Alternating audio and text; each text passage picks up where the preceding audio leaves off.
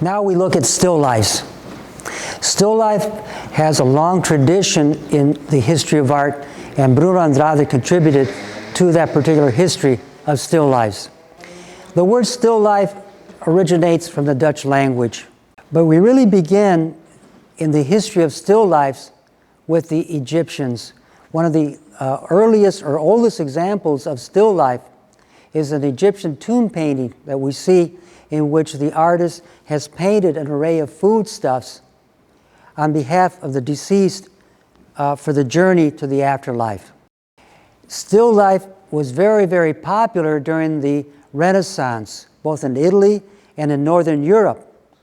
In Northern Europe, there was a very special type of still life called vanita, or vanitas paintings, which really means vanity, and it speaks to both beauty and mortality. We might see a vase of flowers with the petals falling off, and of course the flowers indicate fertility, beauty, and love, but the artists in these vanity paintings wanted to remind us that beauty fades, and what remains, of course, is life and that inevitable event called death. There are other aspects in the history of a still life. It fell out of favor, however, during the medieval period when sacred art dominated. And as I said, it was rejuvenated in the Renaissance, and then it was again recalled by modern artists such as Cezanne, such as Picasso, and Salvador Dali. Pop artists like Andy Warhol and Claes Oldenburg also specialized in still life. For example, Andy Warhol painted those fantastic renderings of Coca-Cola and Campbell's soup cans. Oldenburg depicted the still life of ice cream cones and hamburgers. And we also have neo-pop artists such as Jeff Koons, who shows us an array of vacuum cleaners. Still life still continues, however, and Bruno Andrade is part of this particular history. This is Live a Love, a very large still life painting by Bruno Andrade. Now remember, he's academically trained, so everything has a certain order by design. He's reflecting back on his academic training, but also organizing his design, for example, according to Renaissance perspective. We've got a perspective here, linear perspective showing the lines of the table. Note also the tension that occurs with these vases, these white Talavera-style vases that are right on the edge, and they almost seem like they're about ready to fall. There's a tension that we see there. This is organized according to tripart division, three-part division, 1, 2, 3, 1, 2, 3. A very favored technique during the Renaissance period. Note the use of roses.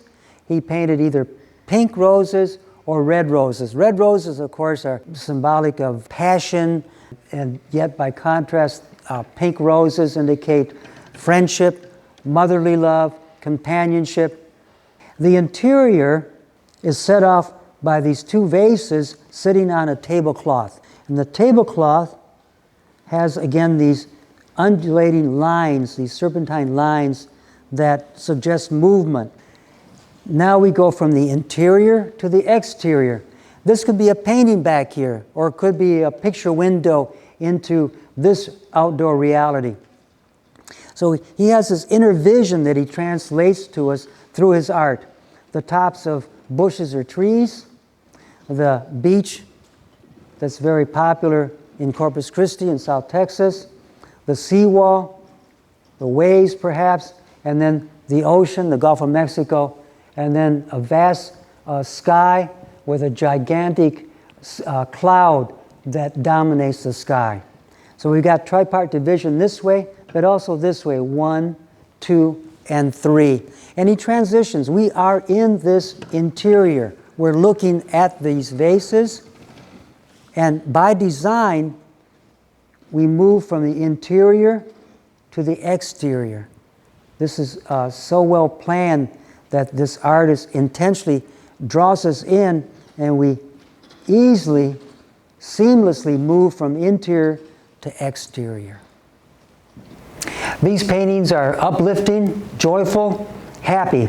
This was entitled Feelings So Sweet. Why is he feeling so well? Well, because he's connecting with nature. Nature is his inspiration. Nature gives him everything: truth, beauty, love, and a source of inspiration by which he takes this marvelous light source and then, of course, influences his color palette, and those colors affect his forms, his lines, his shapes. Now let's continue. We'll go from still life to landscape. Landscape also has a rich tradition in the history of art. There's a hierarchy, however. Still life is at the bottom of the hierarchy of French academic painting. Landscape is right above still life. And at the top of French academic painting in this hierarchy, we've got historical painting and portraiture. We've got religious, military painting, sacred art. A landscape entitled Part of the Plan. So Bruno Andrade contributes to the rich history of landscape painting. Part of the plan. What is the plan? It's your plan. We are here. We're standing right here. This could be a frame.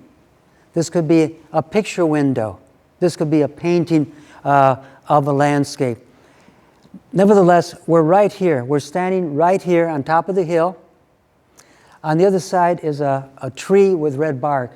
We really don't see a tree with red bark in nature. It could exist somewhere. But again, this is from his rich, fertile imagination, an inner vision that he shares with us that's highly inspired by nature. So we're standing on this hill, and we look down into the deep valley, and our eyes move upward through these plains of color, moving upward through the hills, and then finally, of course, our eyes come to rest on the vast sky of South Texas. The answer lies within. Oh, what's the question? Every once in a while, he receives a commission by which to paint a portrait. Here we have a woman dressed in this dress that has a floral print that complements the landscape that surrounds her. But she's looking this way, out of the picture plane, and we wonder, what is she looking at? So we have to pose that question, what is she looking at? The answer lies within, responds Bruno Andrade.